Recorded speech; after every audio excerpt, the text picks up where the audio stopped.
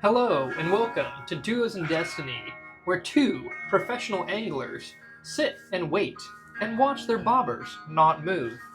So while we wait and maybe catch one or two fish, we've recorded this podcast where we play Dungeons and Dragons in the form of a Spelljammer homebrew campaign. And I'm the DM, Logan. I'd like to give a very special shout out to two important people in our lives. Jason Wardell of In the Vast Forest on Spotify and Bandcamp.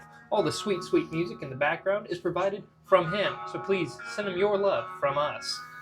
Also, send your love from us to Roll for Sketching on Instagram. All of our character art comes straight from her.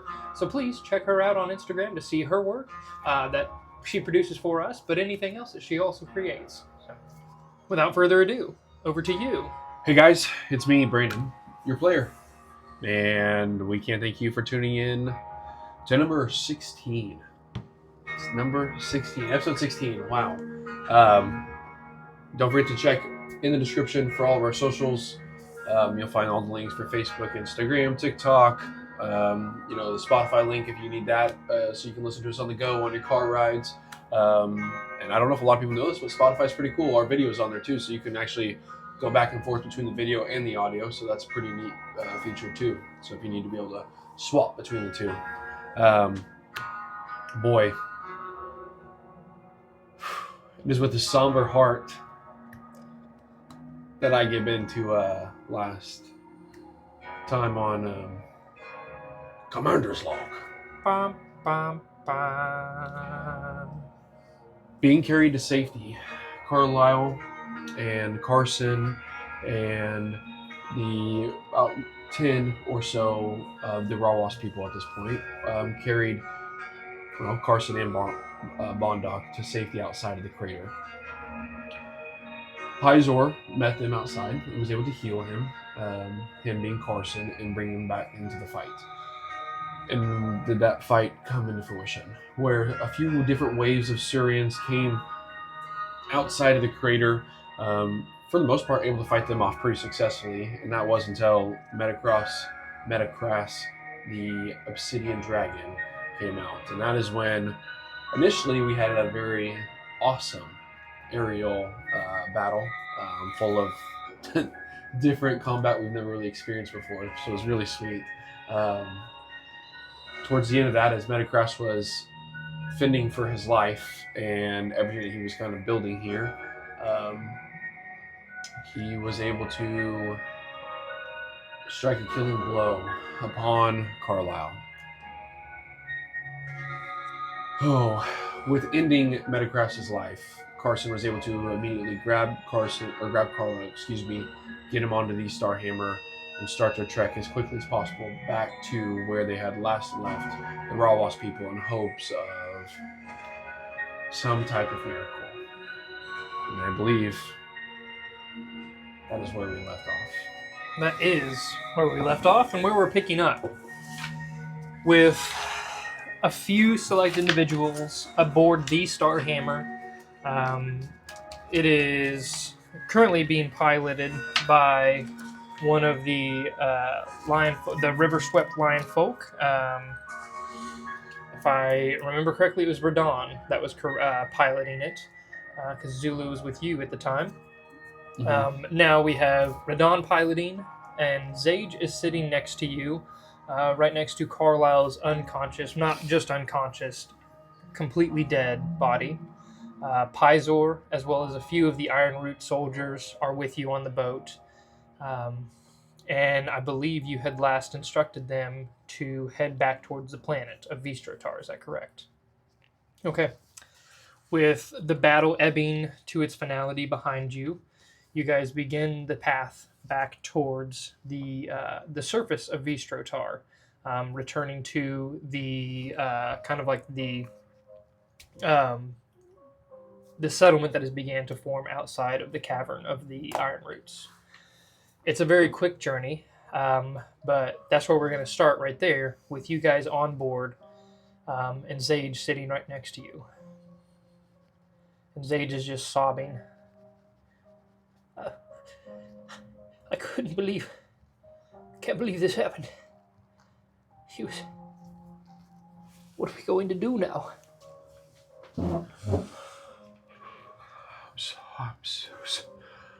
I'm sorry, Sage. I failed you. Carson, don't, not right now.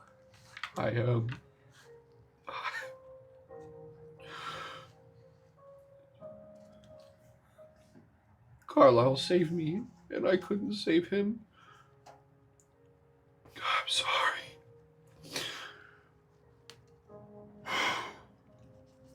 Just kneeling there beside Carlisle.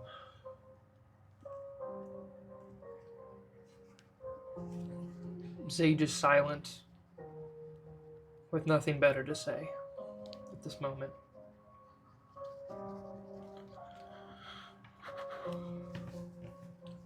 I just feel so guilty. I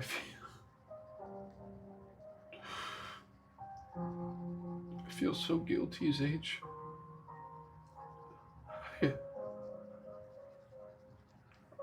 It's my fault pulling him out of the manor in the first place. He'd be just fine. I would have just died that night.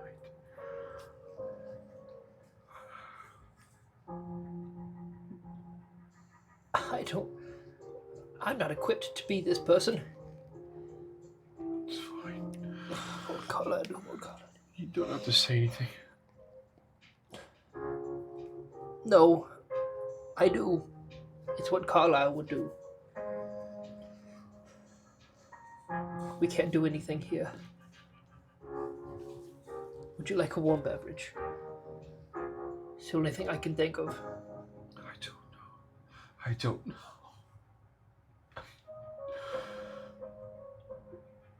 We can't. How do we heal him? I wish I knew. And he kind of looks to Pizor and the other lion folk. He looks to Pizor specifically. Your magic is unlike mine. Is there anything? Pizor chimes in. I am afraid the healing magic that I do have, I attempted. This is beyond anything I am capable of. What of the wave speaker? She must know more, right? She has some magic, but this kind of magic has never been attempted with our people. If people are beyond our help, minor healings, we've never done anything like this. I don't know. I'm sorry. Perhaps Marwak can help. And he kind of just rests his hand on Zage's shoulder. Zage brushes it off. And he stands up. And he looks to the other lion folk. He says, please, would you at least take him inside? His quarters are downstairs, just on the bed. Carson. I'll get some beverages for us. It's fine. I stand up and I wipe my eyes and He kind of just holds his hand up to yours to kind of lead you. I'll meet you after I guide his body down to his bed. Okay. Do come find me. I don't think either of us should be alone right now. It's the last thing he would have wanted. I've got to go. And he kind of like wipes his eye, scuttles away. Very slowly and very carefully, I help guide with as many people that are there, guide Carlisle to his bed. And it does take quite a few. He is a massive individual. You guys are able to take him into the bed. And you see scattered about the room are all of his artifacts and the things that bring him the most comfort. A drawing desk with like a cartographer set, a telescope, a couple of smaller scopes, as well as quite a few like firearms that are in various arrays of taken apart and back together. And you kind of get a small glimpse of Carlisle's personal life as you are in his cabin, not somewhere you typically would find yourselves. I guess you've been in there once before. But you just take the moment to kind of soak it up. In a matter of fact way, I also find myself staring at the ground where him and I once laid, soaking wet from being in the river, from me being splashed by Pizor, back awake. Almost as if I can still see the wet outlines of our bodies, both just laying there and going over that information we learned that day.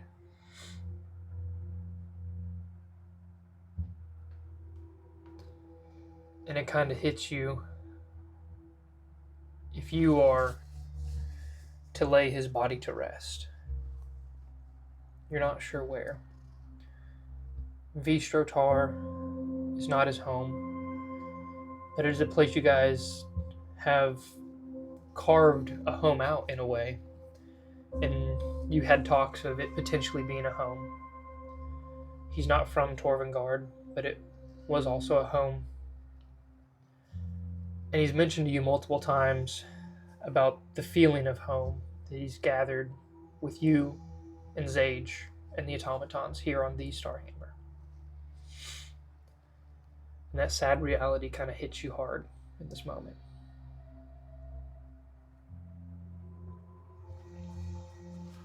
I find my way to his chair at his desk. Slowly grab it and drag it over towards the bed. Often like towards one of the feet edges. And I just sit down.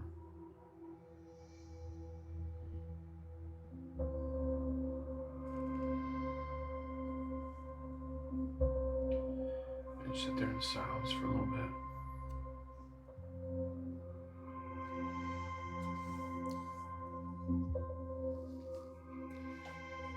There is the longest silence you can endure. The lion folk departed. Even Pizor kind of bowed his way out. And you're alone in that room, thinking of all the time that you'd spent with Carlisle.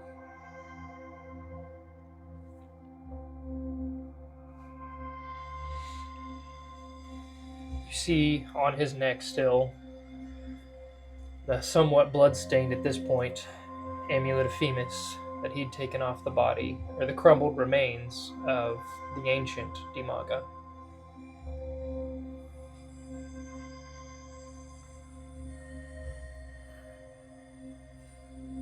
As I stand up and I notice the symbol, I set it within inside of his hand so he encompasses it, and then I take his other hand and set on top, both over his chest, and make him look as peaceful as I possibly can.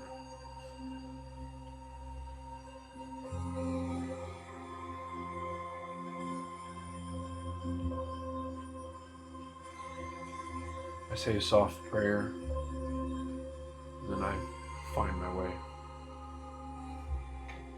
to Zage. Zage is in the mechanical room that is on the main deck of the Starhammer, where you guys would typically find each other tinkering, working on the automatons, or just a couple of the special projects.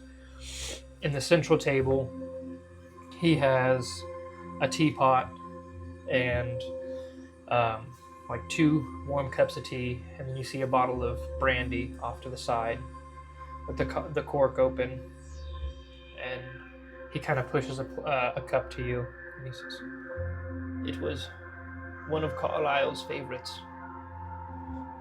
Earl Grey with brandy. I don't know if I came to acquire the taste. There's something we shared.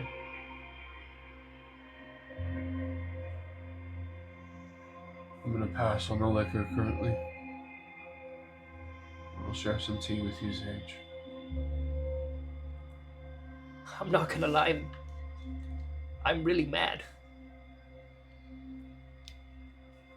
But I'm not mad at you. I'm mad at everything. He didn't deserve this. You can't be mad at yourself or blame yourself. He wanted to be out here. You saw the joy it brought him. If you had only known the Carlisle I knew before we left. He was depressed, a husk of a man. He had no passions. He liked drawing. But he wasn't the man that I came to know here amongst the stars on the Starhammer with you and I. I don't know if he was fit for these adventures, but he wanted to be there, and he fully believed in what you two were doing. I believed. I believe still in what you guys are accomplishing and all that you have done. You've proven that to me.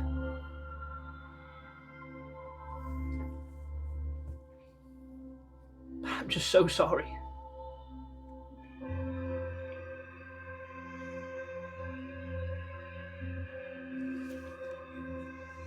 He takes a very long swig.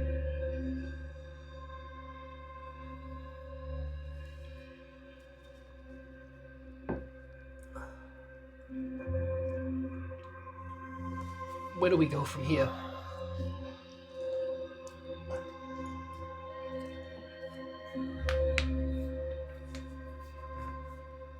It's a very good question, Sage. We have a lot to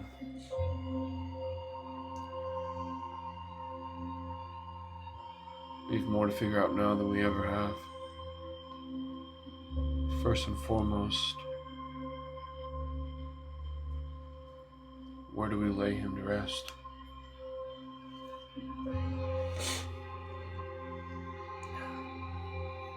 Should we take him back to Torvagard? You think that is the most respectful place for him? He's a hero amongst them.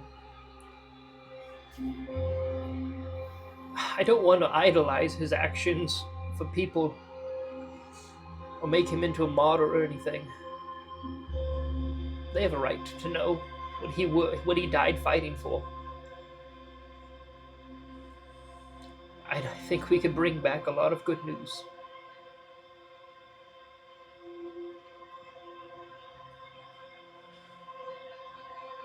Yeah, you may be right. It was either that or he goes here, or I'm sure he would also have a very well, you'd have a hero's burial. Wherever he goes, he will. But you knew him longer than me, so I will defer that question to you, Sage.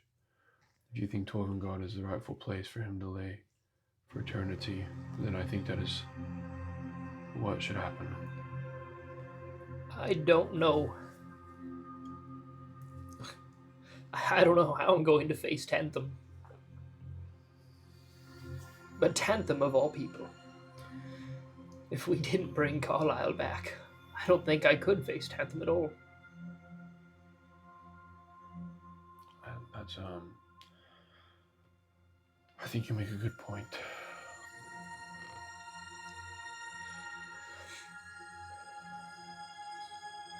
I think you make a really good point.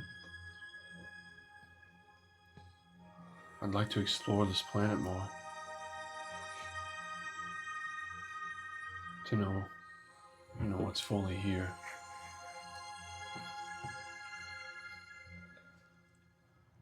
We can come back. We can.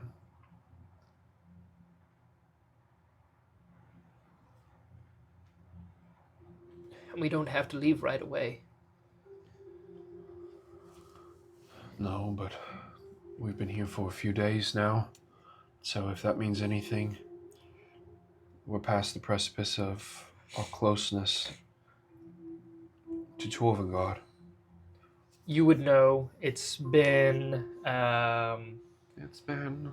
it's been, last I checked it was 8, and that was on the 24th of Arid, and I think today would be the 26th. So it's about 10 days since you guys departed Torvengard.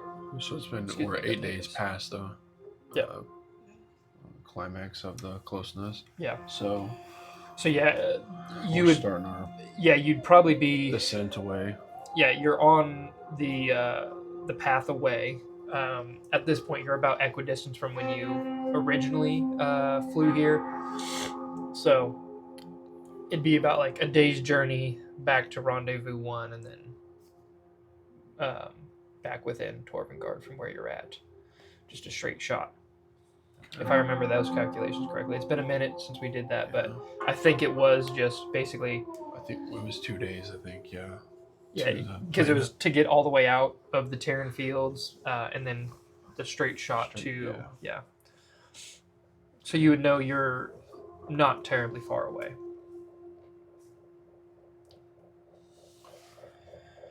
Well...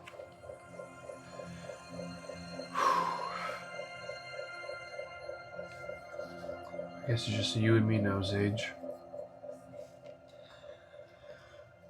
I guess so.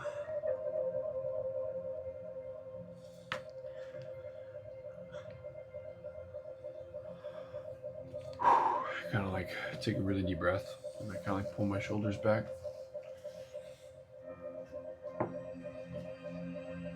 No matter what happens, though, when we land, we have to be strong for the Rowas people.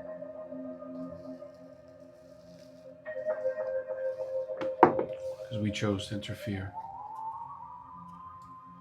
We made the decision to be part of their war.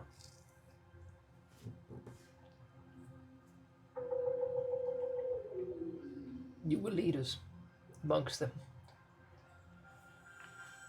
Accidental ones, maybe, but leaders nonetheless, you're right. It's hard. Because as we sit here, it's...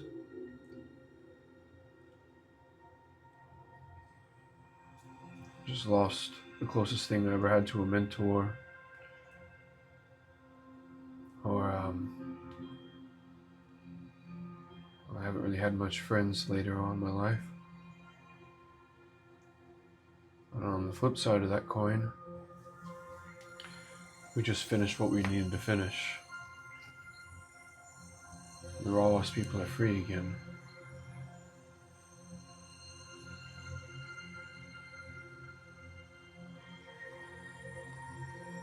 Seems so unfair.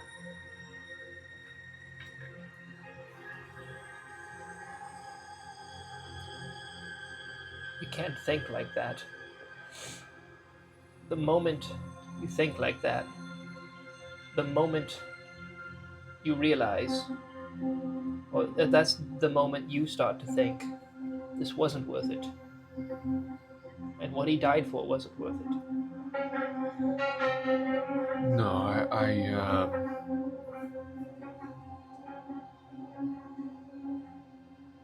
sorry, I just felt real out of my ear. I don't mean it.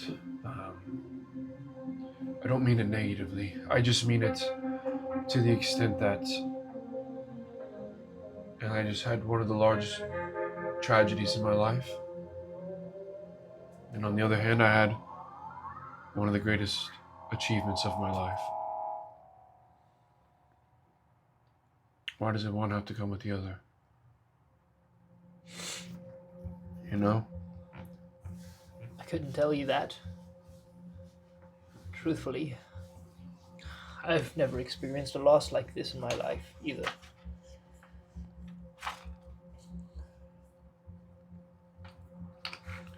The only thing I can think to do is to make the best of it. So I want to apologize to you for being cantankerous. This whole journey,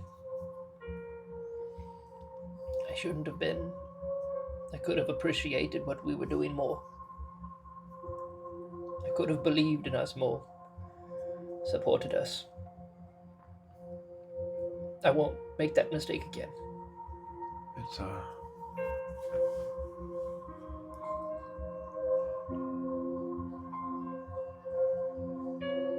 I never took it in any negative way. It was just as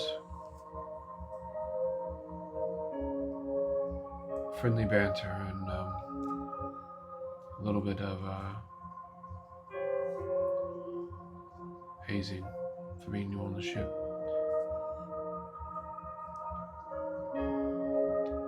I'll let you think of that. And not that I was just being old and grumpy, set in my ways. Yeah. It's fine.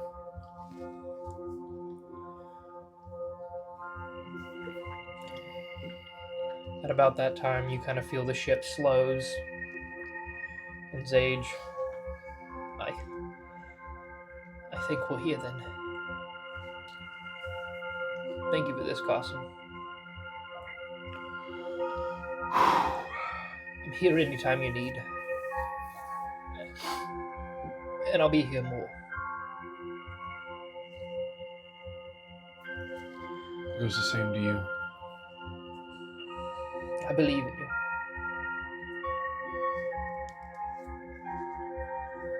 Thank you, Sage. Better get up there. I'm gonna send Radon with you. We'll take the ship back into orbit. Or maybe we should grab some of the lion folk back from the moon. They're up there with the wasp ships, but...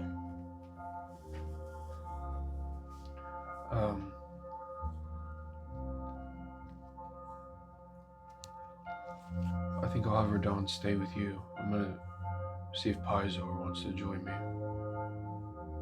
Okay. Him and I kind of had a... he's at least easy to talk to. So... Not that Radon's fine. He's great. But... I feel like Paizo would understand. Of course. And he holds some power with his people, so... Alright, I'll talk to you soon, Sage. Okay. Alright. And I'll head to the top. Yep. For clarity, would you like the Starhammer to remain nearby, head back to the moon, or what would you like there?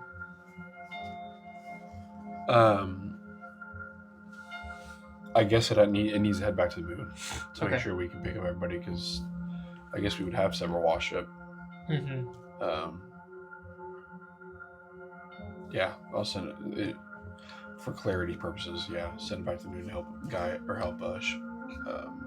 Transport people back. bus people back. Yep. They need to. Absolutely. Okay. God, I keep getting the hiccups. So, you part ways with Zage. He stands from his, from where he was seated, and disappears within the ship. And before long, the crane hoist. Everyone is loaded on the crane hoist. A sheet draped over Carlisle's body, and you guys have kind of like formed together a stretcher. You're lowered down to the surface of the planet and welcomed back. It's an odd feeling because you're welcomed back with excitement. Everyone that sees you, they're excited to see the lowering of the Starhammer. There's a large crowd gathering, and kind of like the spreading "Kuratas, Kuratas, Kuratas," and then it just... Go ahead. I'm sorry, I didn't mean to interrupt you. No, you're fine. Can Bondoc also be with us? Yes. Yeah, I would. Yeah, definitely.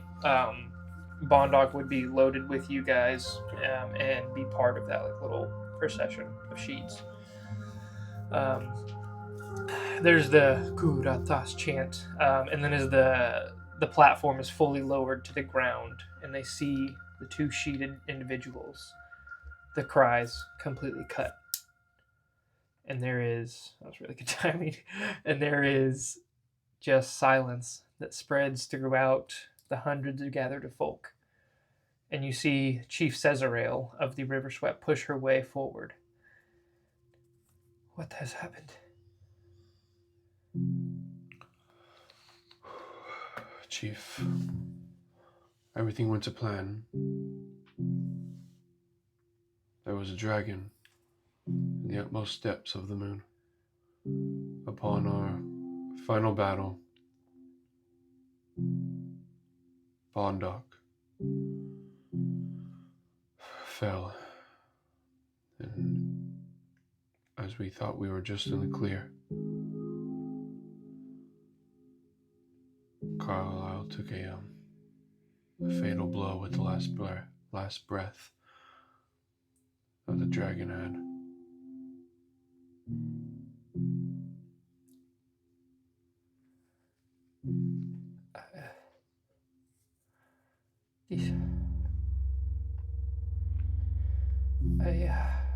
I'm speechless. Make way, please. And they clear a path. Carlisle and Bondoc are lifted and carried and kind of walked through the gathered crowd back towards the cavern opening, where you guys were able to lay them in kind of like a peaceful covered area just off to the ways. The chiefs have gathered. Degatos is not anywhere to be seen. No like helping him along. He's not kind of like, he was on a stretcher, essentially, and mostly unconscious for the long time. But you don't see him being pulled over to you guys. The other chiefs, Chief Cesarail and Chief Pyaris. Sorry, I'm completely drawing a blank. And then there was the representative that was joined from the Cliff Riders. Right.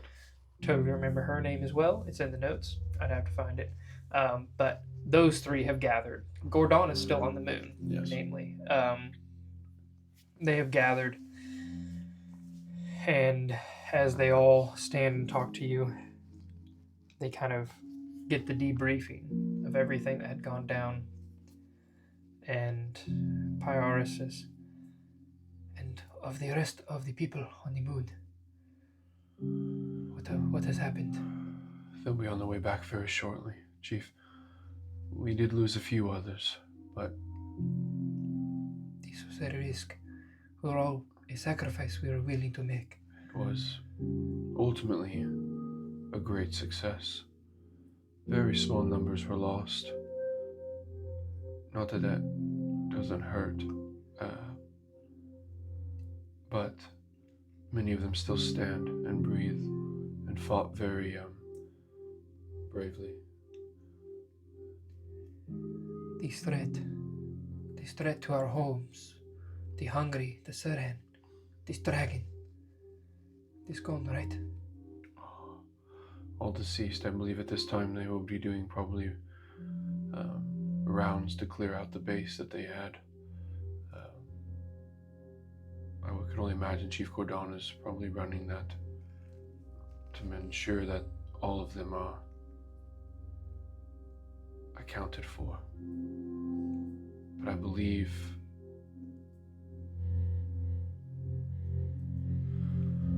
we did it, Chief.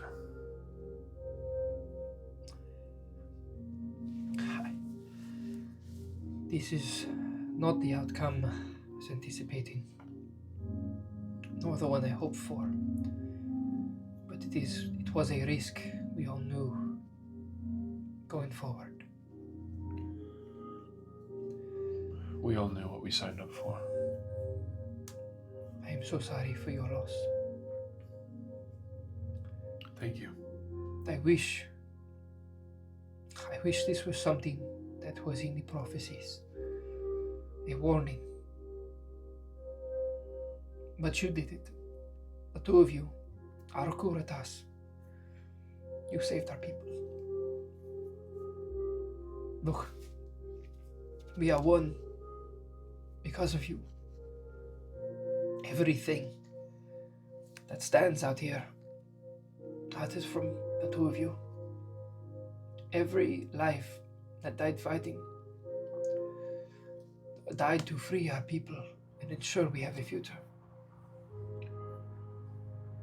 We're indebted to you. And Carlisle. Don't forget his name. He has a place amongst us, if you wish.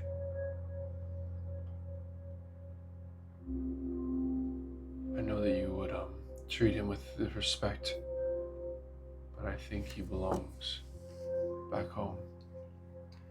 All warriors do. And I look over and I see a couple of kids playing, and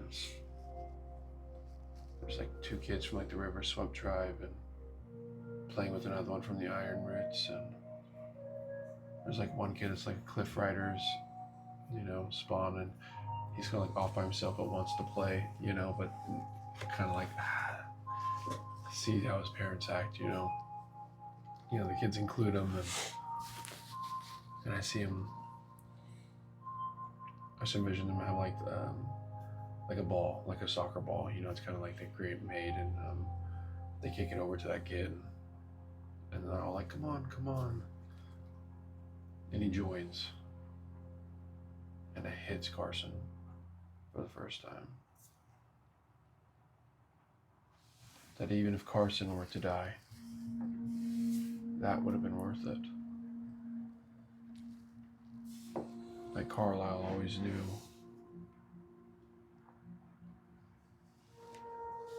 How to live bigger than himself and do things.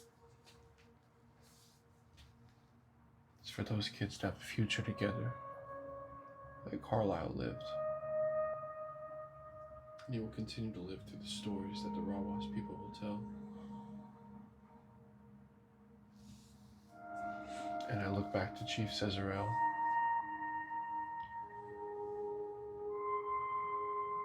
I pray that Carlisle stays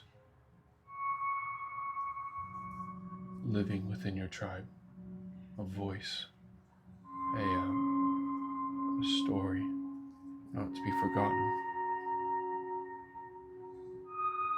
He's the real reason that this happened. He led us here. This is all because of him.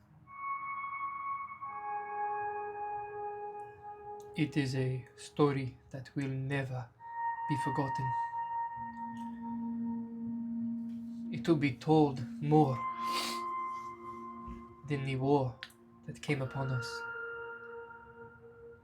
This is a turning point for our people. What's next for you? For us, Do you settle? it is... We have been discussing our future. I think some of us will remain here to settle. Now, beyond the sky is our limit. If it is okay, those ships on the moon, the ones the Hungry piloted, if we could have some of them. Oh, Chief, they're all yours. They're not ours. I wouldn't take them from you. We've canonically called them the Wasp ships, as they resemble a bug, an insect back in our planet. I'm not sure if you have them here. But those are all yours, I think. Well, there's over half a dozen then. 8 or 10. We will put these to use. Whenever you first arrived, you sought allies, and that is why you helped Chief Cordon in the first place.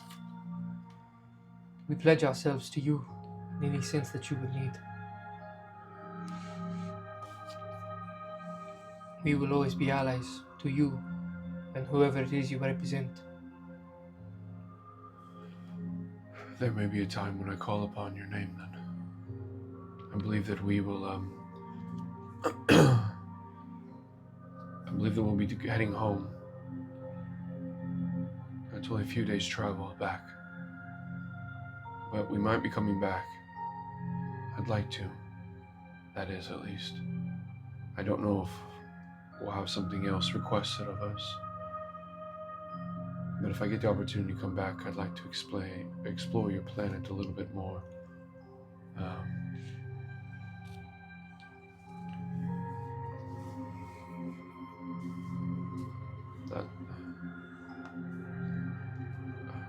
That leads me to my next question, Chief. Of course.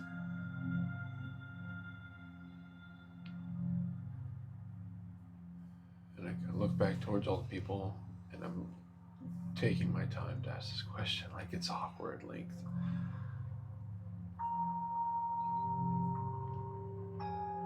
I need somebody else. Zage and I aren't able to pilot that ship if something were to attack us on our travel back.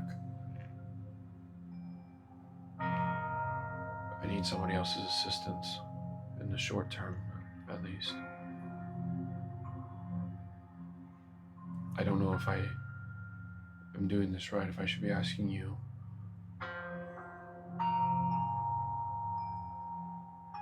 Would it be acceptable if I were to ask Pizor to accompany me back? Of course. Pizor has his responsibilities as a wave speaker apprentice, but this is a cause that would be worthy to break the apprenticeship. Chief Powers pipes up and she says, of course, the Iron Wheels are always dedicated to you if you would need them. Bondoc would have loved that.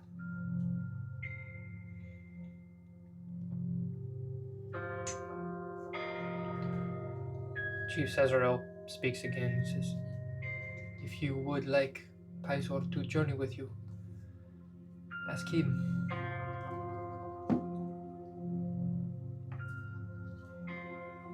We would be honored to have one of ours with you.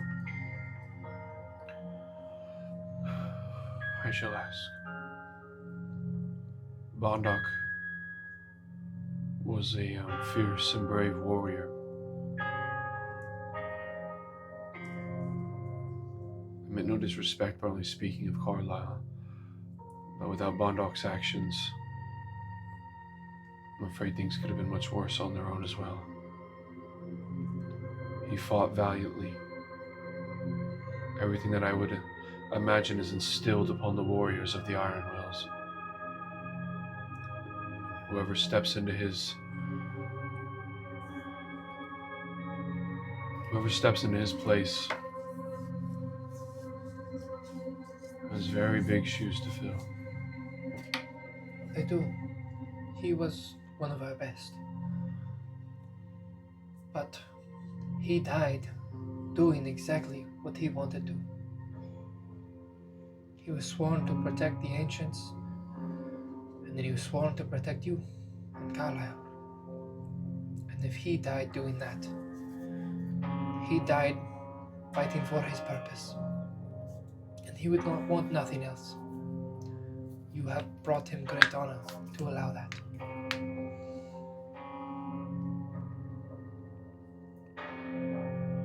His story will not be forgotten either. Very good. I am.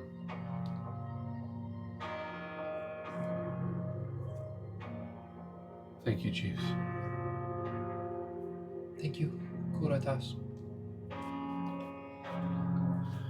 I take a bow and I'm gonna head towards. That's all that my heart can handle right now. Mm-hmm. I'm gonna try to find Pizor. Okay. Pizor is found speaking with wave speaker Marwak, kind of like off of the central pavilion that has been situated, or that has been. Do you want me to turn it down a little? Yeah, you might have to. Okay. That's better. I just hit my ear pretty hard. Sorry. Oh no, you're good. Of the central pavilion that has been constructed outside of the cavern, there are like several small like tents being kind of like erected, and a more established settlement is beginning to form. There's kind of like a plateau off into the side that overlooks the camp and a lot more of the plains themselves. And you can see Marwalk and Pizor up there, and the two of them are kind of like practicing their magic that they wield together. And you can see Pizor is like forming shapes, and Marwalk is copying them and kind of perfecting them. And from what you can tell, Pizor is kind of like telling the story of what went on. Up on the moon. Interesting. Yeah. Okay. And so he's kind of like relaying the story to wave speaker Marwalk. That's interesting. Okay. Yep. So you walk in upon that, or like you would observe them doing that. I definitely observe from a distance until it's finished. Yeah, and it is a while. So actually, by the time they're finishing up, the first wasp ship arrives, piloted by Zulu, and a procession of the Iron Wills and quite a few of the Windtorn, and they unload several bodies from amongst them. You would recognize most of the Windtorn. Yeah. And then, not too much further after that, a second wasp ship arrives as well. You guys had only piloted one up there, but a second one comes down and lands. This the first wasp ship stayed, the second wasp ship drops, stays, unloads more, and then the Starhammer comes around, and the rest of the people are unloaded. And you see Chief Gordon kind of like leading the pack, and quite a few of the other lion folk all leading off into a procession. And Chief Gordon goes off to find the other chiefs. Okay. And that's about when you would have the time.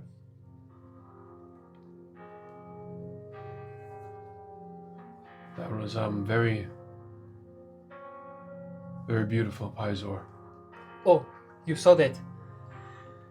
It is a tradition of our people. We've always held storytelling as the best way to honor those that have fallen. And I wanted to make sure Marwalk would have the story of what went on today with everybody. I had to take some liberties of what happened within the cavern, but I think I've got the best of it. By my recollection, I believe you do. Do you mind if we go for a walk? Of course. Or just find a path and kind of walk away from the group in general. Are you doing okay? I don't know how to answer that. I want to say yes, then I know I'm not. It's the hardest moment. Truthfully, our entire people have never experienced anything like this. We have the losses that we have suffered at the hands of the hungry outweighs everything that has happened today. An entire people have been wiped out by their hands. We do not have the Windtorn. Their stories, what they brought to our people, all gone. That is a loss that we can never recover. There's no more of their citizens. That was all of them. They fought to the last man.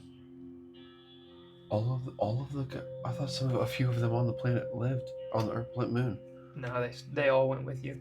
Yeah, but none of them lived on the moon. No, Because they were in that group, and then he came back around. They all died. yeah, so they got smacked. Did he breathe with fire on them? it was like the turn before Carlisle Yeah. dying. He had recharged his breath and hit all of them with it. And there was no one torn back. No, they were all fighting like they were basically one unit at that time.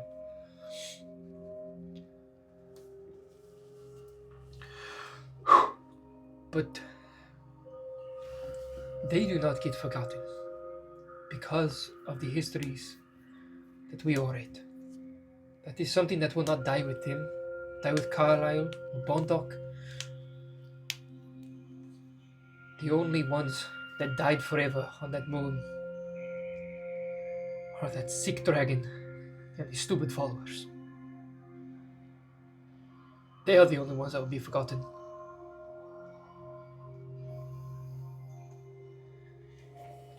Do not be upset if the celebration is lively. It should be. Our people needed this. Absolutely. I would take no offense to that. Just if I was the one laying down there, I would expect them to be excited. And they should be. They've earned this. For far too long have these tribes been separated and forced into hiding. And now we are united and free Yes. with a bright future. Thanks to you, Carlisle, and the sacrifice of everyone that died there.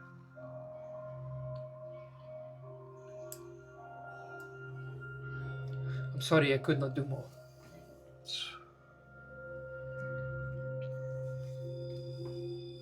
There's nothing to apologize for, Pizor. That is. And we all saw you tried your absolute best. Can I ask you an offhanded question? Of course.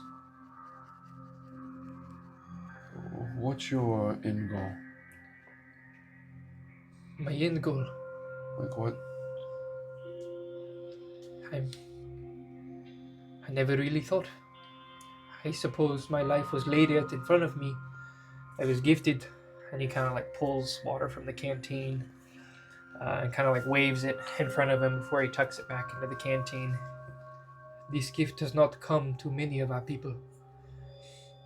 And those that it does manifest in, we are raised to the wave speakers to continue the tradition of oration via storytelling for our people.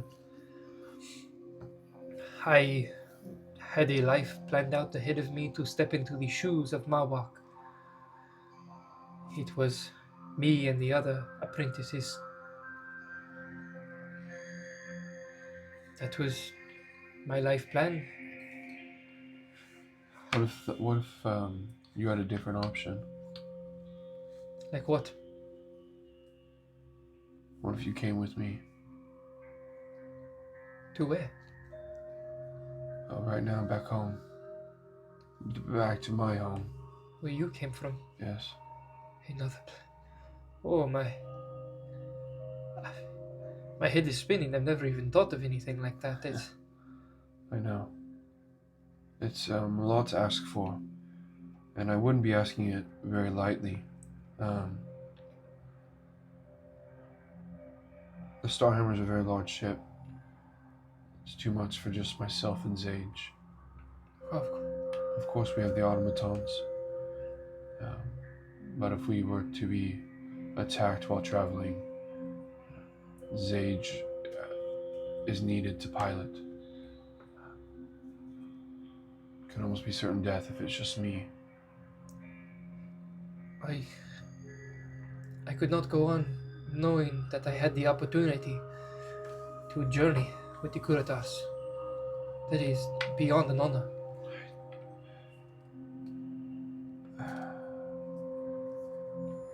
I mean this respectfully, but you can't call me that if you're gonna join the ship. Of course, Carson, I can.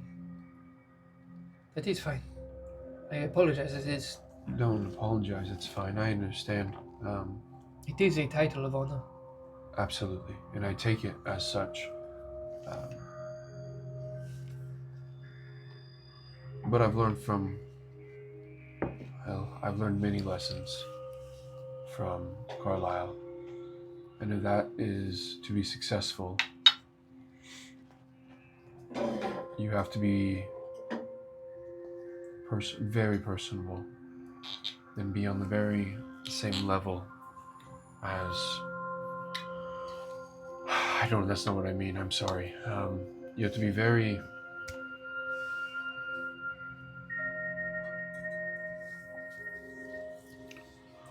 open, honest,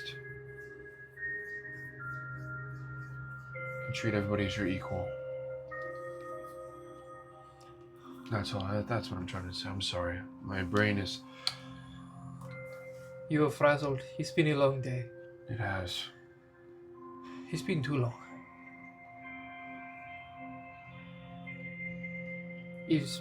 Would it be too much to ask you to join the celebration? We can go together. I may watch from a distance.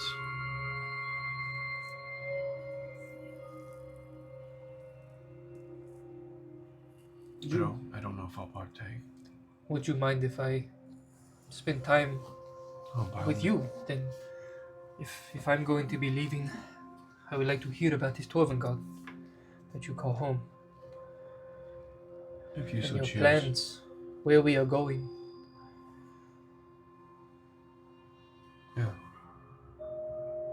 Yeah, if you want to, that's fine. I don't want to pull you away from the celebration if you're wanting to partake. Oh no. I wanted to invite you. I knew if I did not, you would do exactly that. Stay off in the distance on your own, which might not be what you need right now. And truthfully, I don't think they need to see that right now.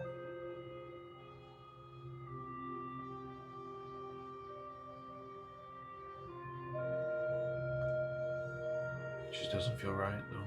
So I don't think that'll be I understand. engaging, and I don't want to ruin anybody's fun by any means. So if you would like to get to know each other a little bit better and have a great conversation, that might do wonders for me right now in general. Yes, we can do that. I'll swing through the celebration, and I'll grab a bite to eat, and then I'll meet you back out this way. Yeah. That.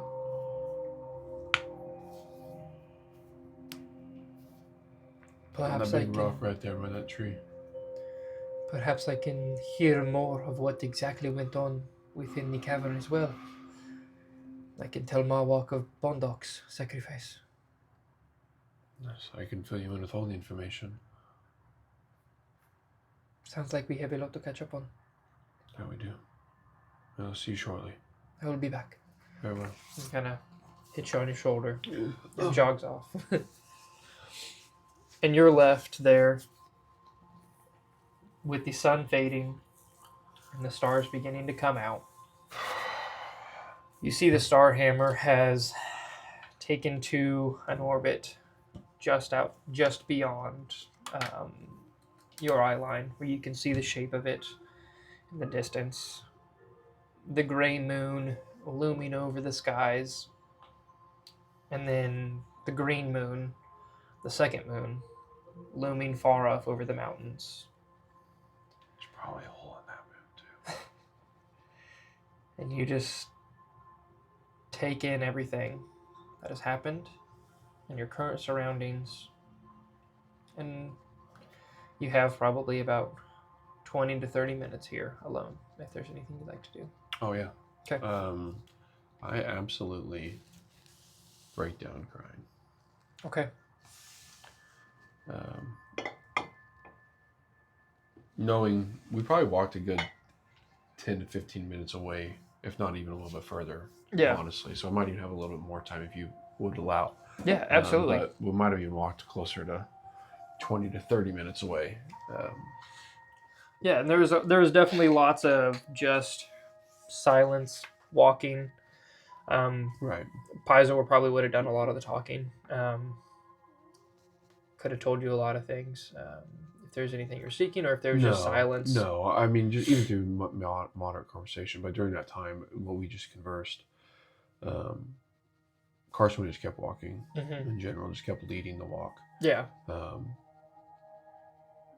So I probably have a good close to an hour by the time he swings back through. Yeah. So I pointed out a rock by a larger tree, probably very fitting, a boaba, I think. Boabab. Yeah, the thick trunk. Yeah, absolutely. And it is one of the few, kind of like closer to where the mountains meet the prairie or the plains. There are sporadic trees, and there's this one kind of like jutting through the side of a rock where it has actually split a boulder in its growth. And the two halves of the boulder kind of like lay on either side of the tree, and just have this almost picture perfect-esque night sky here. So I climb up on like one of the boulders to sit on it, where I can see back to pies were coming this way, and I let loose. I let go of everything that I was holding in. The tears began to fall heavily.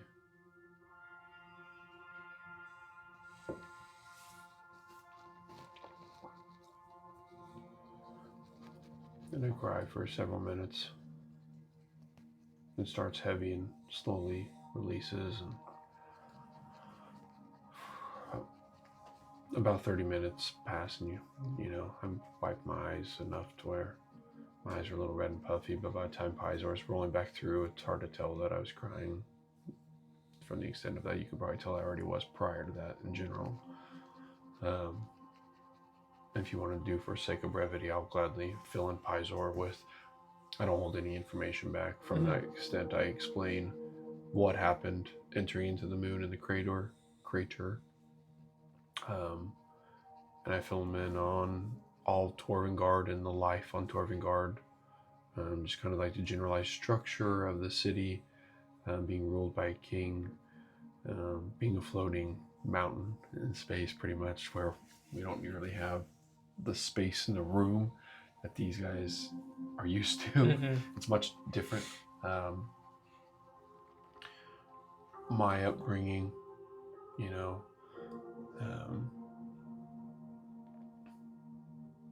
I do make a point to tell them that I'm excited to show them where my mother works at her bakery. It's not her bakery, but at the bakery she works at.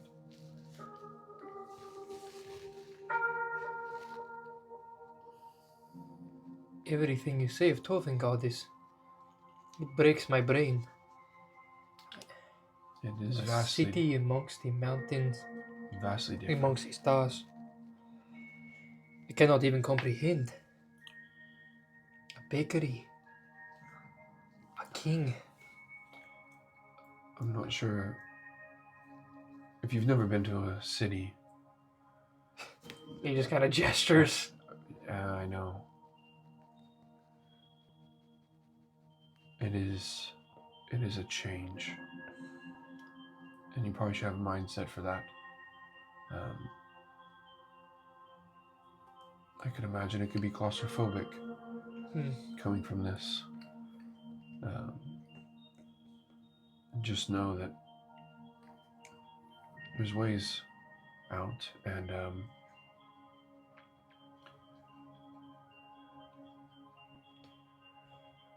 for the most part, people there are good people. So I think you'll like it. The stories I will be coming back with. You'll have a lot to show. Second to none. I am excited. I look forward to this prospect. That's good, because we leave in the morning. Oh. Oh, We need to okay. get back before Carlisle's body begins to decay. Actually, I can help with that. Yeah, that would be great. I can help. That would be. It's the least I can do. But I still feel like I feel like it's necessary to get him back. It is, yes. It is where he belongs. So we'll leave in the morning. And if I die, will you bring me back here? Without a thought. Please. As long as if I die, you take me back to my father and my mother. They will. Yeah, we've got an understanding. You know, that's something I probably should have always talked to Carlisle about. I feel like if I am going to be with you, it is a reality we both must face. The mortality of what we might be facing. You're absolutely correct. You seem to get into a lot of dangers. For the right reasons. And more than the average person does.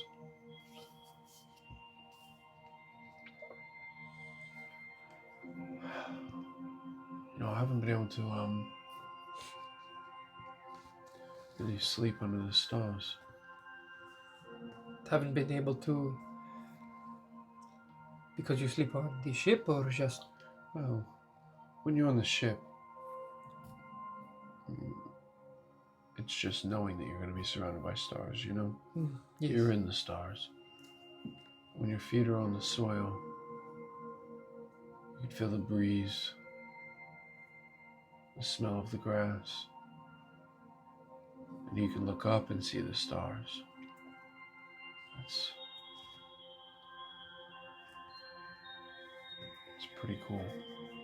Would you like to camp out here tonight? Yes. We can arrange that. Away from everybody, underneath the stars, here with this tree. I don't need anything else. I would enjoy that too. One last night here at home. Exactly as I want to remember it.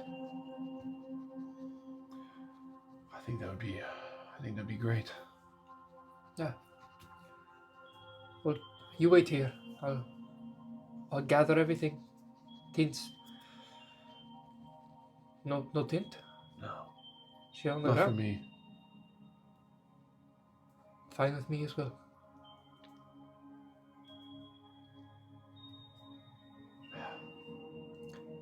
Nothing quite being able to see the stars zip across the sky and form constellations and patterns. Many of our stories are linked with those constellations. Before, well, we always believed we would return to the stars when we are gone. Our ancestors looked down upon us. New stars added whenever someone falls. Perhaps a star there is Carlisle, that one Bondoc, telling the story of the battle that they just won. You think so? I would like to believe so. Me too.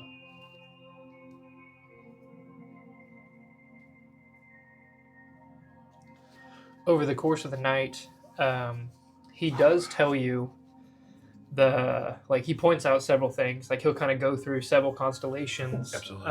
and what they mean to his people. And then he tells you kind of an interesting tidbit. As you guys have kind of traced out the stars as they've shifted throughout the night sky, the gray moon that you guys had landed upon has streaked across the sky. The green moon over the mountains hardly moves. It stays largely positioned over that one area beyond the mountains. Kind of shifts ever so slightly, like side to side, but it always stays there. It does not touch the horizon. It just remains. Like we're rotating around the green moon? No, like it stays within, like as the planet is rotating and kind of zipping through space, it is stays in the same yeah, spot. it's stationary. Interesting. Yep. And Excuse me. he says, the strangest thing is that moon there. Our people tell stories of its arrival. Centuries, You just tell me, make me good each moon. thousands of years ago, I called it. it came here. And it changed our people's histories forever. They tell we weren't always all this way. And he kind of gestures to himself. We used to be a diverse people. And since that moon, it's not the case. What do you mean, diverse? As in other species? Yes, beyond people like you used to walk these plains. There were the Gif, others. There are still other races here. The Wintorn used to war with, they called them Yonti, and lizard folk beyond the jungle. I'm afraid I'm not familiar. But people like you have not been seen on this planet since that moon came. The ones that do arrive, the Iron Roots call them the feral ones, because they are beyond humanity, beyond saving.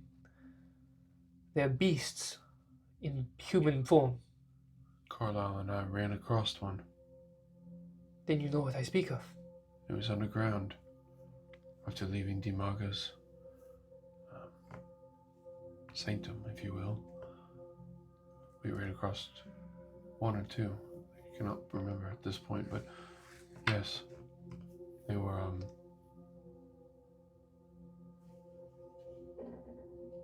crazy.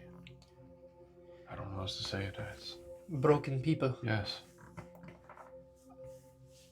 That has happened for as long as we can tell. Where do they come from? We do not know. They just show up. From beyond the mountains, yes. Well, if you wish, I'd love to come back. When we take care of what needs to be taken care of properly, we could come back and investigate. Yes. I mean, hell, Pizor, if we studied and took care of one moon, why not take care of the other one? You know what I mean? Whatever is going on with it, I hope not to take care of it too much. My people, all power comes from that moon. We dream of it. And those that dream of it have the power I wield.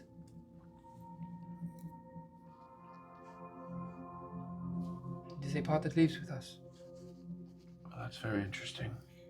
And he kind of has a ring on his finger that has like a jade half moon embossed on it. This signifies the power I wield.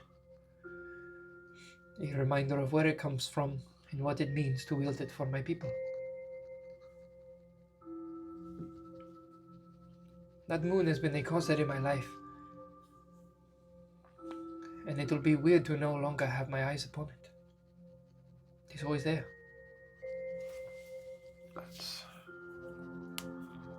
I know that feeling. And it's very weird and it takes time. I won't sugarcoat anything. It's hard to leave home. And if you don't want to, I understand. I want to. Only you can make that call. The adventure that this poses is parallel to none.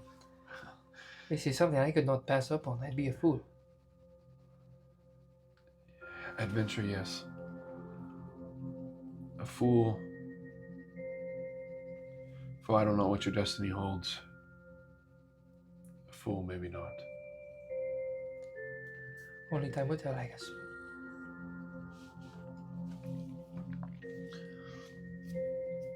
And I'll just spend the rest of the evening. I mean, until we get just like tired. It's like that Yeah. camping out at your friend's house and laying in his backyard, and you're just, or even in general, where you and your friend are just talking about the goofiest stuff, making up stuff until he was just so tired. Yeah. I just keep talking as much as he wants to, can converse, And it is a good back and forth of the two of you just kind of sharing your histories with each other. Before eventually you two doze off and you are awakened kind of wet with dew that has settled upon you. Dew. There's Mountain Dew out here? The Mountain Dew has settled upon you. And you're kind of sticky, green, Water. and you smell like League of Legends. That is a hot take, sir. And you wake up and you notice. Like you play Dungeons. You wake up and you notice the green moon that he pointed out, just hovering where it was when you left it the night before. I think I said this a few episodes ago. Mm-hmm. You tempt me far too much, Dungeon Master. Hey, if there is nothing but story threads. Amen. I sit there, if I wake up before him, do I? Yes. I just don't say anything. I sit there and I just enjoy the temperate. Arid is a month in spring. I believe so, yes. Springtime, so. Yeah, it's going into summer. Okay. Which, if we really wanted to get hairy with it, it'd be different across each planet. It'd get across Absolutely. each. Yeah. Absolutely. So is it more of a spring temperate though? Like it's still kind of cool in the mornings. Yes, absolutely. Yeah, I would say it's almost to the point where this is kind of like chilly in the mornings. Like when you wake up, you almost like regret not having some sort of thicker cover, but it just I would say Not it with just that beautiful coat I have. yeah, you wake up a lot earlier than Pizor after pretty much spending quite a few weeks aboard the retirement club of the Starhammer. That's facts, yeah. 5 o'clock is... Oh, I can take a long rest. I know. Yes. Please long rest. Yes. And you should be level 6. Which that is something we didn't touch on in the pre-show here. Correct. Ladies and gentlemen, I did level up to level 6 at the end of last session. As he should. He very well should have. I didn't roll crazy HP. I rolled 2 on my D10 for Blood Hunter, but with tough and my +2 on my con still went up 6, so not too shabby, one would say. And did you get anything else cool? Yes, I got my Braid of Cassignation. So some more Blood Hunter stuff to be thrown into combat. Yeah. Heck yeah. So I'll just wait. I was looking to see if I had anything, but I'm sure I have just a little water flask on me or something, so I just kind of sit there and I just take the morning very slowly. While the message spell, do you speak it or do you think it? I think you whisper it. I think in the spell notes itself it says something along the lines of you whispering it. Okay. And it's like 120 foot range. So, or not message, sending. Oh, sending. Like when I hit my Gorget button. I would say that's definitely spoken. Yeah. Okay. So I'd wait till Pizor wakes up, and just as he's kind of getting around, actually waking up, I'm gonna send a sending to Zage. Sorry, and I would say, "Good morning, Zage. If you're willing, please come pick up myself, Carlisle, and Pizor. We're heading home." Be right there. And I'll kind of get my things together and help Pizor with whatever he needs to, and then I'm going to go get the body ready for transport. And when you rejoin with the Raw Wasp people, most everybody is kind of still stirring for the morning. You find your way to the cavern. The iron wills are kind of standing guard outside.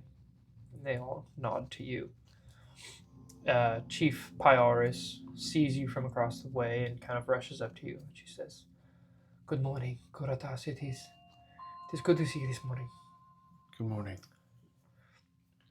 We had we held a ceremony last night for all that was lost on the moon. Our people have been laid to rest, and Carlyle he's waiting for you." Thank you. I'm apparently not very good at ceremonies. It is okay. It is. That one was a heavy-hearted ceremony. We had much to celebrate. We had lost much. It is one I hope to never have to relive. Thank you, Chief. If I'm so lucky, I'll be back shortly. We look forward to that. Thank you. You go and collect Carlisle's body with the help of the Iron Wills, and the Star Hammer zips down to come pick you up. Before you are picked up, Gordon rushes up to you. Before you go, yeah, absolutely, the true bro handshake. It has been an honor to fight alongside of you. Your sacrifice is everything to my people. You are a true warrior, Chief Gordon. A kindred spirit in you I have found. I am proud to have met you that day, and I'm more proud of what you mean to these people. Thank you. We have a promising future because of you. Do not forget we are here as your allies, as you once taught us. Absolutely. I wouldn't let you down that easy, Chief.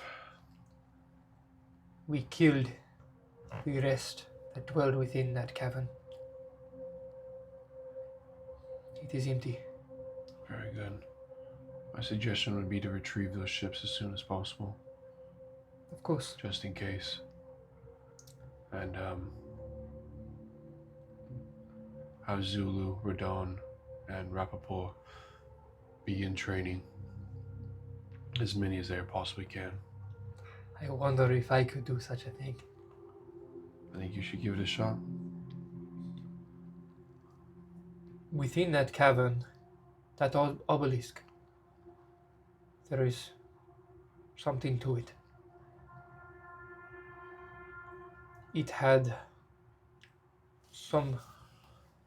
like buttons and other things.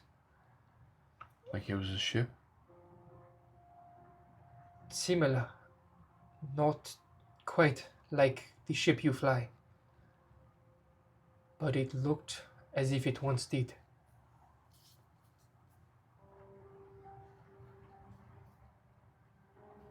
Interesting. I thought you should know before you leave. Yes. Okay. Yeah, that's very important. Thank you, Chief. There might be something more to it. Or maybe where it came from.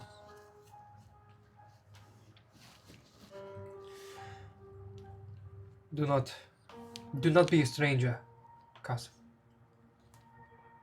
I won't. I will. I will work on my common before you return. It's already gotten so much better. My friend. Hand to the shoulder. And I just hold it there and I go, it's been an honor and I hope to see you very shortly. Likewise. Take care, Chief. Take care. Find my way back to the Spelljammer. Finding your way back to the Star Hammer. You, Pizor, Zage, and the automatons are the only inhabitants on the Star Hammer at this moment. And Carlisle. Carlisle's body has kind of been dropped within probably pushed down in towards the cargo hold, just so it's not like on display for the entire journey or anything. And with that, Zage's voice comes over the speaker. And he says, "Are you ready? Back to Torvengard, I suppose." Yes. Let it be. Bringing you home, Carlisle. Bringing you home. And with that, the Starhammer takes a hard bank up and then off into the sky, jettisoned. Once more amongst the stars, you guys jam quickly back towards Rendezvous 1. You still have the space orrery, the star chart that projects everything around you. And so between that, you guys are able to help navigate your exact path. Oh, does that adjust based on where you open it? Yes. Oh. Yeah, so that would be something you would discover when you open it to kind of like check where you guys are at. It has a real-time positioning of your current location, kind of like a little ping amongst the like the three-dimensional projection. Sure.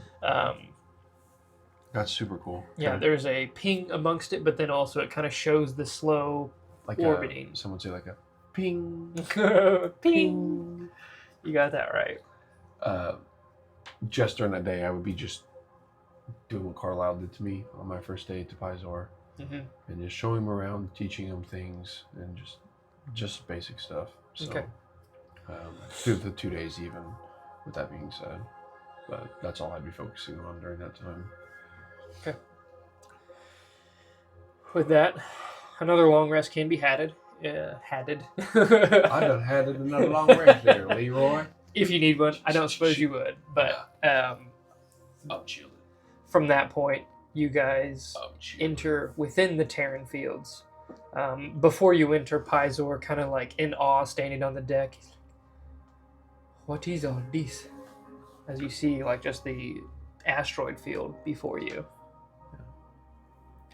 And then you kind of ping-pong your way through the Terran fields in Sector A until you find the familiar sight off in the distance of the pyramidal shape of Torvengard, the lone mountain amongst space. There's home. Was home? That is it? Is home. Incredible. It's much different, isn't it? How? He's so small. That's what I said. You used to have so much room to stretch your legs. It's freeing. There's, you can kind of get out of town. It's hard, but out of town really isn't out of town, huh? Now you see why I really enjoyed sleeping underneath the stars last night, a few nights ago. No kidding. Well, you ready? And just like that, the Starhammer pulls up to beneath the docks and kind of like raises itself to the docks that dangle beneath Torvengard. Do I see anything crazy on the ship, Doc? Yeah, i.e. different, weird, any other different ships, or just normal stuff? You would notice that the docks are more empty than they would normally be. Okay. Yeah, there's significantly less ships. Like the entire armada. Significantly. Yeah, the entire armada's gone. You don't see any of the gem runners. Tantham's ship, his personal ship, is there. The Sky Diamond, I think is what we call. I think what I called it. I don't know that I know that, maybe, unless you just said it one time, but yeah, I don't recall. Yeah. I guess that would something we maybe discuss pre-stream, but so Tantham's personal ship is still here, but other than that, like all the armada, which are mostly like space galleons, gone. Most of the fishing vessels gone, and the dock itself is kind of like the open space that surrounds it, where there's kind of like a boardwalk that goes around the docks, is full of all sorts of craftsmen and tradesmen that are like hammering away on anvils. There's kind of like forges that have been set up down here, and there is kind of like a more activity outside of the docks. So when the Star Hammer arrives on the morning, you guys are drawing quite a bit of attention. Sure. The Star Hammer had left without a word and a whisper when you guys had originally departed from Vistrotar. So your arrival is quickly noticed, and there's quite a few of people that begin to gather around. And then, as a familiar sight to you, the small stature of Tantham Gem Hoarder kind of stops at the top of the docks, hands behind his back, and just waits. Paizo, be with me.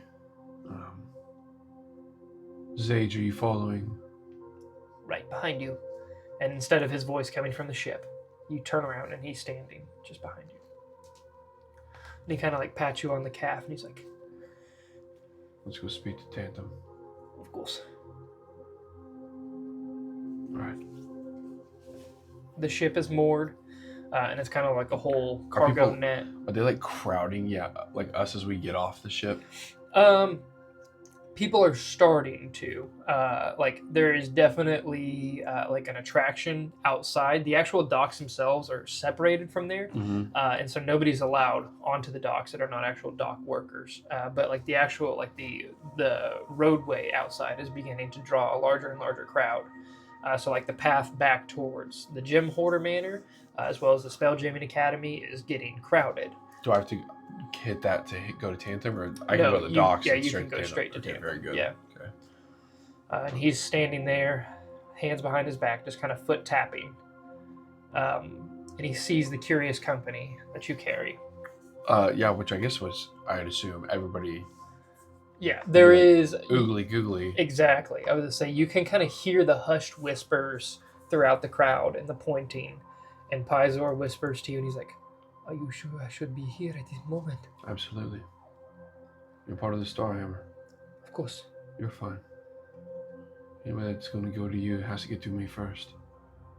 Am I in danger? No, not by any means. I just mean that as I will defend you. Of course. Emotionally, or spiritually, or physically, whichever one comes first. And you kind of hear the of him just loosening the cap in his water canteen. Instead of loosening a dagger in his scabbard, he just loosens the cap. He just kind of loosely places it in. I walk with a purpose towards Tantham. Yep. Zage kind of like hustling behind you. And Tantham, hands behind his back. Cousin. Zage. Admiral. Greetings. Oh, May we speak in your office? where's Carlisle? And I go and open the door for his office door, and I hold it open. The Gem Hoarder Manor would be a little bit further past. So you would actually. Does he have his office right there? Where he It, broke the glasses that last time? it overlooks the docks, but it's not quite there. It's a little bit further in. His office is? Yeah. It's kind of like closer. It's just right behind the Spelljamming Academy. So like the Spelljamming Academy actually has like portions of it that are on the docks itself, Okay. And then just behind that. So you kind of have to Can walk. we get to it without getting through the crowd? I'd say yes. Yeah. Like it's still above the docks only? Yeah. Okay. There's definitely a crowd there, but Zage To get to his office? Yeah. The crowd can get to his office? Like they have. You know what I mean? Yeah, they have access to that street there. Like it kind of like from the boardwalk that surrounds it. There's a street that leads back towards his manor. Okay. And his maybe office. Maybe I envisioned it differently. Well, I guess his office was in the Spelljamming Academy. Yeah. Yes. So Yeah. there would be a direct path right in. So I'm sorry. Okay. There is a road back towards the manor. Yes, But a understood direct that. path straight to the Spelljamming. Without being interrupted? Correct. Okay. Yes. So I'll go, instead of opening the door, I walk past him, and then I gesture forward for him to, like, continue walking. Sure. It's probably for the best, Admiral. Where's Carlisle? In due time. Zage just kind of looks at him and shakes his head, gestures onwards.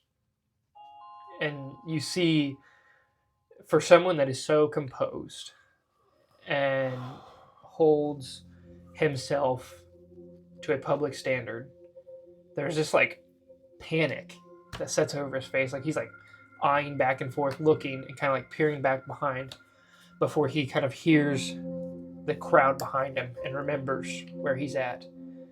And then he's like, of course, go inside. Please, after you. We walk back to his office, knowing where he keeps his liquor. I pour a drink. I take it and I set it down in front of Admiral. And I say,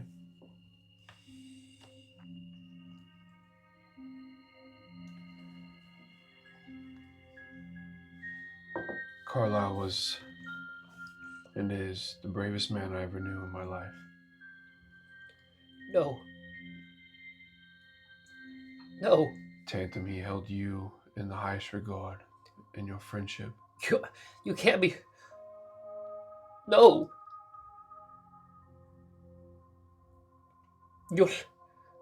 Where is he? He's on the ship. He's coming. He fell. 4 days' time now. He takes his hand and he sweeps it across,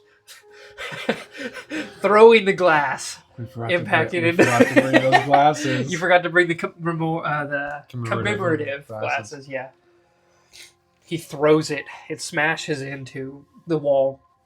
The liquid scattering, and Pizor just kind of like shies away. You're lying. I'm not. It's there's much to discuss.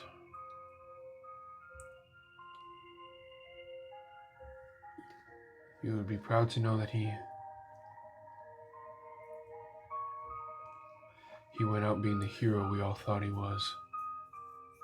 He slumps into his chair. Not even onto the chair. He just slumps to the ground.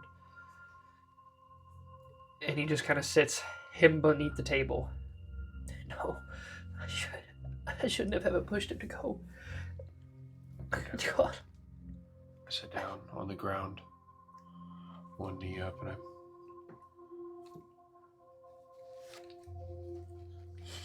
the amount of tears that have fallen from my face, Tantum,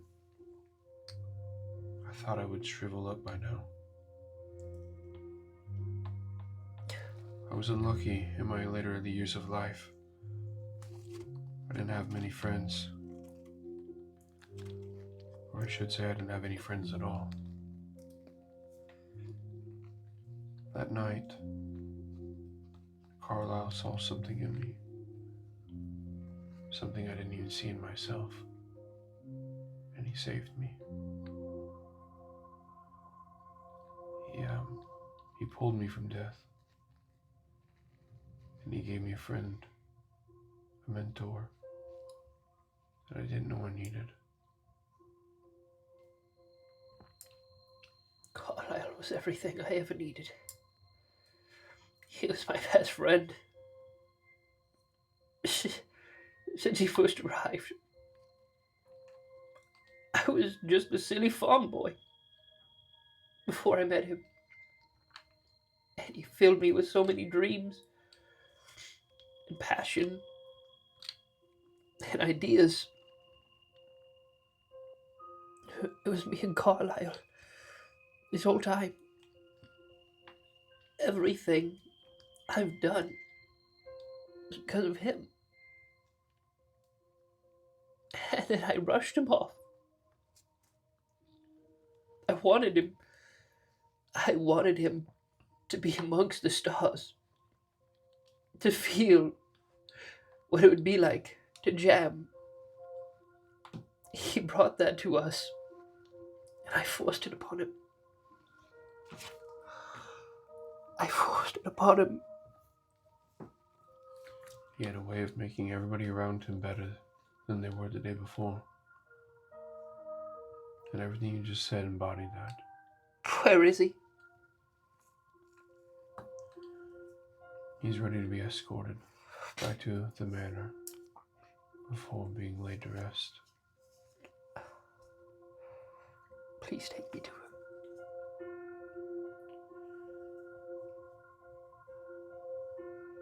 I'd like to offer you a moment to compose yourself. You're right. I don't know how the general public will react. You're right. Thank you. Excuse myself. It's not necessary. I've done plenty of this over the last 4 days. And he stands up, kind of shakily. I stand up. He grabs a bottle and takes a swig from the bottle, sets it down, and then exits the room to go clean himself up. And he's gone for a little while. Long enough for Pizor to kind of get like awkwardly bored and start like nosing around the office. Because mind you, the office is immaculate. Like it is a beautiful office with like just attention to detail in every aspect, from the floor to the furniture to the decorations. And he is marveling at everything. It's like a kid at candy store in the most respectful way. Like the first minute passes and he stands. The second minute he starts to kind of like pace back and forth, and the third minute he's kind of like looking at things, looking out the window, and just kind of taking in the scenery and exploring it. Before finally Tanthem comes back. His eyes are still a little puffy, but the tears have been wiped away. He's composed himself, tucked his shirt back in, and he looks at you and he goes, "Okay, I'm ready." Follow me, and I'll lead him to the ship. And I would like to make a point that Carlisle wouldn't have been in the cargo hold. Mm-hmm. Carlisle would have been in his bed. Okay, yeah, absolutely. More respectable. Yeah, for sure. Way. I would have guided Pizor into one of the other normal rooms. Yeah. Yeah, there's several spare rooms Yes. in the bottom of the Starhammer. Yeah. Excuse me. Yeah.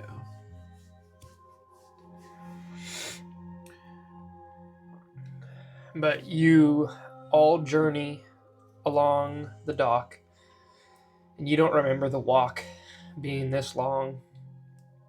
You can feel the eyes of the crowd on you as Zage and Carson, truly two strangers. Like, nobody really knows who you are. Nobody really knows who Zage is. Yeah. You know, he kind of had some reputation. Sure. Everybody knows who Tanthem is, of course. And you guys are walking with a very tall lion folk who stands out, you know, especially amidst the two gnomes. And you guys make your way. Thanks, yeah. You make your way back to the Starhammer before you're lifted back upon the ship and show Tanthem to Carlisle, where once more he breaks down into sobs, essentially throwing himself at the bedside and sobbing into Carlisle. That morning, Pizor had prepared a gentle repose before you guys had left. So the morning after you guys had spent the evening sleeping under the stars, he had prepared gentle repose to lengthen Carlisle's preservation. So the body's still in good condition. Between the two of you, you guys have cleaned him up rather well. He still has the horrible holes from the dragon claws piercing through him. But other than that, his clothes have been cleaned of blood. And there he is. A mountain of a man on a bed that sags beneath his weight as Tanthem Jim Hoarder sobs into his oldest friend. I imagine that you have a place in mind for Carlisle to rest? I do. Figured it was right, Sage and myself, to bring him home. Thank you. He really did care a lot about you. He cared a lot about a lot of people. He was a very loving man. He was all heart.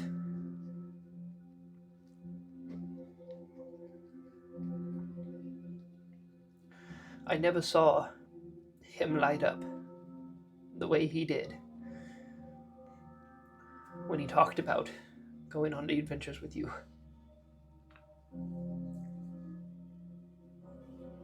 I think that it goes both ways.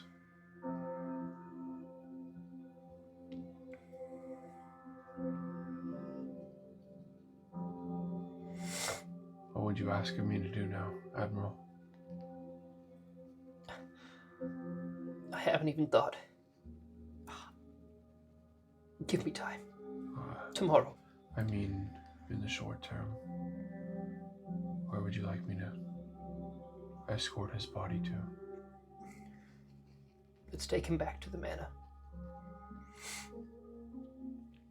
Very well. We can bury him there. We have a garden out back. He actually planted it.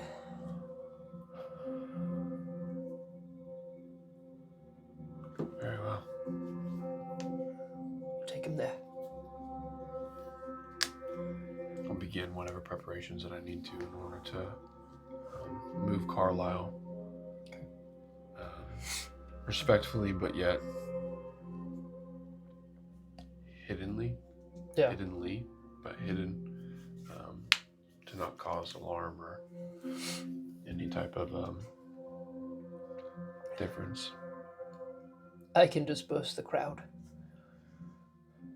Make him go home. I believe that'd be a good idea to do that. Can I just have some time here? Absolutely. I'll tell you when I'm ready.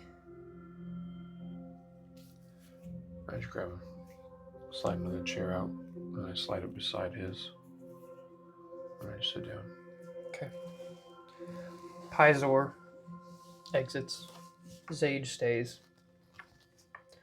And the three of you stay with Carlisle's body for a long while. Zage, quiet. Tanthem regales you of a few of his stories, of the times that they'd spent together. And after a while, he finally stands and he says, I guess I have to go be the man Carlisle thought I was. I'll tell you when they're gone. And he stands up, cleans himself up once again, and exits. Before too long, the crowd has been dispersed, and the dock remains empty. Enough for Carlisle to be journeyed back towards the manor without being harried by 100 people. Between you, Pizor, and the automatons, you can easily carry him there. You guys take him to the manor and take him within his room, where he's laid to rest for a little while before a funeral can be prepared. Back on Torvengard, it is early in the afternoon. You and Pizor and Zage have the entire day to do whatever it is you see fit.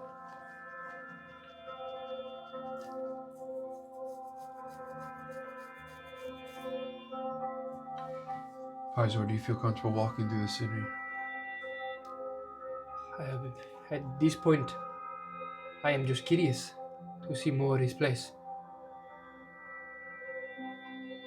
Let's go for a stroll. Of course.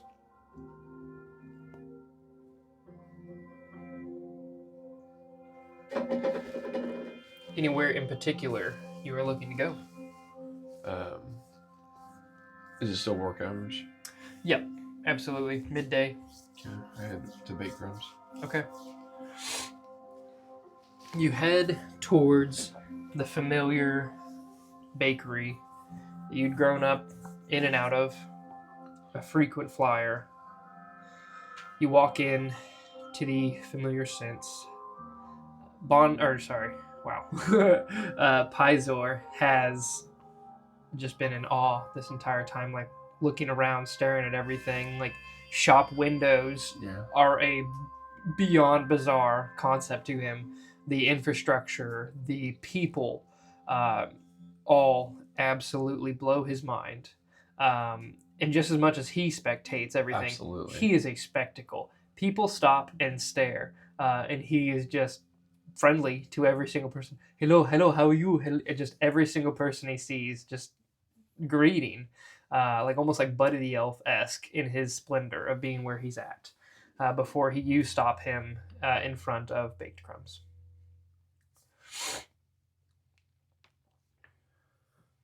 I could use something. Are you hungry? Oh, beyond hungry. You wouldn't believe it. And I open the door. Oh, the smell. Incredible. As there's like the ding ding of the bell that opens behind the door. And familiar to you, the scents that hit your nose, truly striking to you. You're home once again. A familiar place, familiar people, familiar scents. And kind of standing up from behind the counter is your mother, who you lay eyes on for the first time in 10 plus days. She's awestruck. Carson! Hi, Mom. She throws open the the swinging door that bars the people off behind the back counter, and she tackles you into a hug. I embrace her. Where have you been? You've been gone for so long. Your note. I found it. I was so worried. I'm sorry. Oh, no. Don't be sorry. Some things I had to take care of. Some Where things were that were necessary. I'll explain everything tonight over dinner. Oh, please.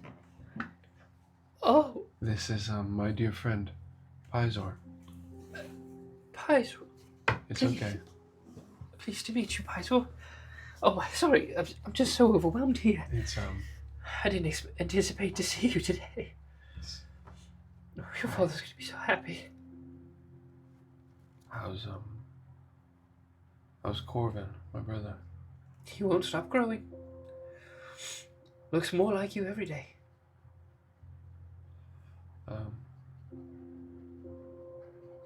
Dinner's still at normal time? Of course, yeah. Well, I think Pizor and I wouldn't mind something to eat.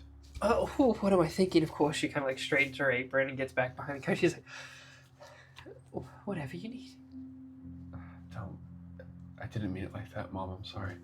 I just meant that Pizor's never experienced anything like this before, where he's from.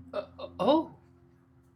Well, I'll get you all the favorites, of course. Please. And she kind of grabs a bag and starts just like chucking all sorts of pastries in a bag, and you see multiples of your favorites. And I'm like pointing stuff out. I'm like, yeah. You're not gonna like that one. It's okay. That's an old person one right there. Maybe you will like that Pizor. You gave me that vibe. And then before too long, you guys have a bag laden down with pastries, and your mother just pushes it into your hands. And she says, I've got to prepare a good dinner.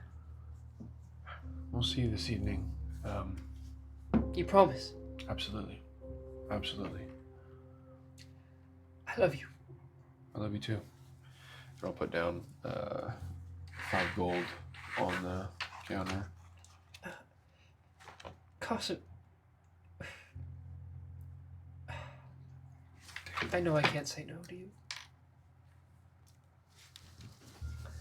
And with that, you and Pizor, with a bag full of pastries, start walking through town. Okay, absolutely. Walking through town, almost like a New York City tour.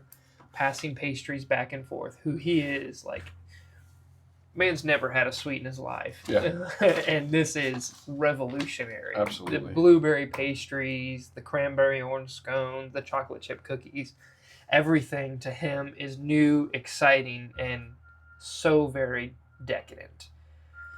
He eats himself sick before you guys finally find yourselves at a good clearing. I don't know if there's anything in particular of Torvengard that you'd show him. No, I'm just. There was a. No, I think it's just like a generic walkthrough. Ask him if there's anything that he needs, or would need. I don't even know what I would need here. This place is so lively. So many people. I don't know how you can do this. This is a lot, honestly. It is. It gets to be a lot. I mean, you get used to it. When you grow up here, that's all you know. So, it is a lot. I understand. And all I know is sleeping beneath the stars. Well, if there's anything you need, we can pick it up. I'm sure we'll be here for a few more days until Carlisle's funeral, and then we'll figure out if Tantum asks of us to do something else,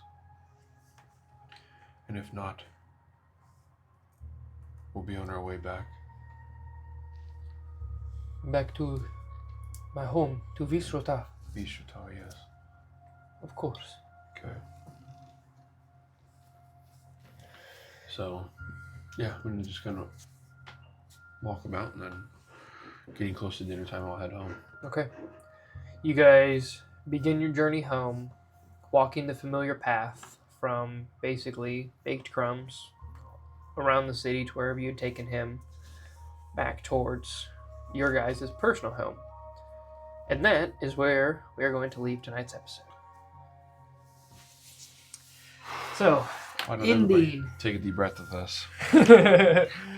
Goodness. That was a heavy one. it was. Thank you guys so much for joining us here on episode 16 Thank you guys. of Commander's Log. It's, man, It's been a wild ride to get to this one point, it is. and I just can't wait for more to unfold. So stay tuned every Wednesday at noon. Guys, we'll see you on the next one. Thanks so much. See ya.